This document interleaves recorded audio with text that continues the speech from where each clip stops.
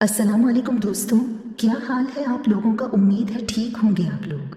आप लोगों के लिए उस कहानी का पार्ट 2 लेकर हाजिर हूँ। चलो तो शुरू करते हैं। उसकी बात मानने के अलावा मेरे पास कोई चारा नहीं था, मगर घर आकर मैं बहुत रोई और पछताई भी कि ये मैंने क्या कर दिया। मैं किसी के प्यार में इसी हद तक आगे कैसे जा सकती हूँ। लेकिन अगले दिन लड़के ने फिर से मुझे अपनी मोहब्बत का यकीन दिलाकर सब कुछ भला दिया। कुछ दिन से मेरी तबीयत खराब रहने लगी थी, जिस्म बेजान सा हो रहा था। एक दिन कॉलेज में चक्कर आ गए तो मेरी बहन मुझे करीब के क्लिनिक में जबरदस्ती ले गई, जहाँ मेरे चेकअप के बाद डॉक्टर ने मुझसे मेरे शोहर का नाम पूछा, जिसे सुन के मैं चौंक गई और बहन की तरफ देखा। मेरी बहन बोली, डॉक्टर साहबा, ये तो कनवारी है। ये सुनकर डॉक्टर ने मेरी तरफ अजीब नजरों से देखा और कहा, तो फिर ये बच्चा किसका है। मेरे पैरों के नीचे से जमीन सरकने लगी। ये सुनकर सर घूम रहा था। मेरी बहन अलीना मुझे क्लिनिक से बाहर ले आई और बताया कि मैं माँ बनने वाली हूँ। उसने मेरी हालत देखकर मुझे और कुछ तसल्ली देते हुए बोली, मैं किसी को नहीं बताऊंगी, इस राज को राज ही रखूंगी। इस वक्त तुम्हारी हालत ऐसी नहीं है कि मैं तुमसे कुछ सवाल जवाब करूं। मैं तुम्हें वक्त देती हूँ, तुम जब चाहो खुद ही सब बता देना। इसने मुझे दिलासा दिया और हम मिलकर घर को चली गई।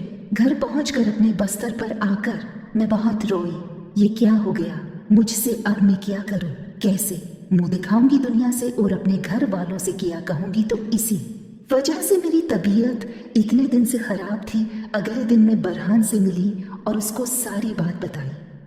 वो बिल्कुल परेशान नहीं हुआ, कहने लगा, घबराओ नहीं, मैं जल्द अपने घर वालों को भेजूंगा। अगर तुम्हारे घर वाले न माने तो क्या हम दोनों भागकर शादी कर लेंगे।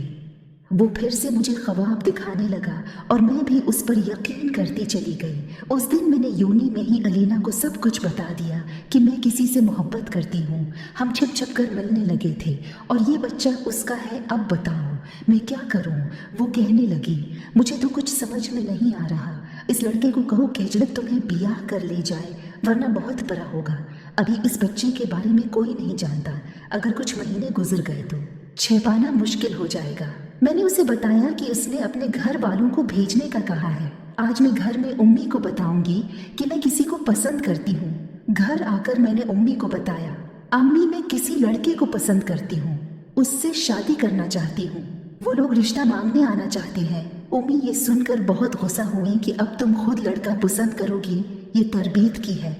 मैंने तुम्हारी खबरदार, जो कोई यहाँ वहाँ से आया मना कर दो। उन्हें अभी तुम्हें आगे पढ़ना है, शादी के चक्कर में नहीं पड़ता। जब मुनासिब वक्त आया तो हम देखभाल कर अच्छा रिश्ता ढूंढ कर तुम्हारी शादी करेंगे। अब बस मुझे और कुछ नहीं सुनना।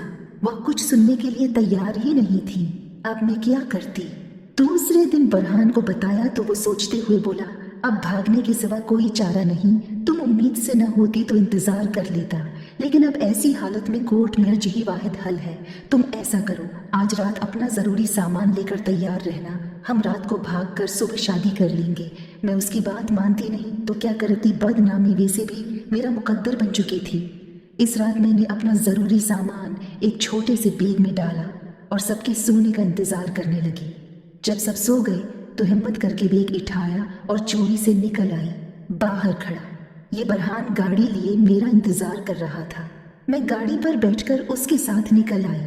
जहां बहुत दौड़ उसने एक बंगले के पास गाड़ी रोकी और मुझे अंदर आने को कहा। मैंने पूछा कि ये किसका घर है तो वो बोला कि उसके दोस्त का घर है और ये कि आज रात हम यहीं रखेंगे। मैं उसके साथ चलती हुई अंदर दाखिल हुई। वहाँ बहुत सारी लड़कियां थीं और मर्द हजरात भी थे। राहदारी से गुजरकर वो एक ड्राइंग रूम नुमा कमरे में मुझे लाया और वहाँ एक औरत बैठी पान चबा रही थी। ले आई लड़की बरहान। औरत बरहान से बोली। ये अंदाज देखकर मैं बड़ी तरह चौंकी। बरहान इस औरत से बोला, मेरे पैसे दो, मुझे देर हो रही है। मैं जो हैरान परेशान खड़ी थी, कभी इस औरत को कभी बरहान को देख रही थी जो औरत से पैसे वसूल कर रहा था। मैं चलाई, बरहान ये सब किया है और तुम इस औरत से किस चीज के पैसे ले रहे हो।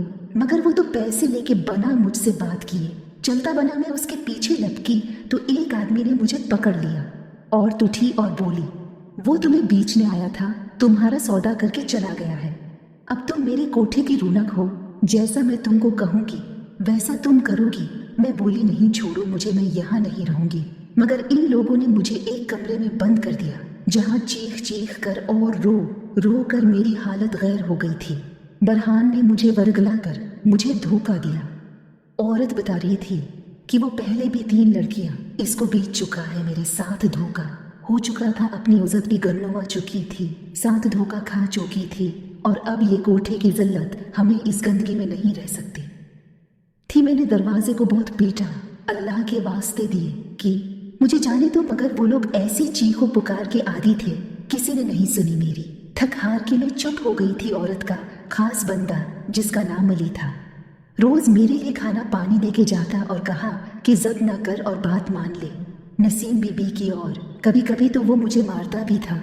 आज भी वो खाना लाया, मैंने चुपचाप खाना खा लिया। और उसकी प्यारे दोस्तों, अगर आपको मजीद ये कहानी सुनना चाहते हो तो मेरे चैनल को सब्सक्राइब ज़रूर करें और ताकि आपको इस कहानी के मजीद पार्ट मिल सके।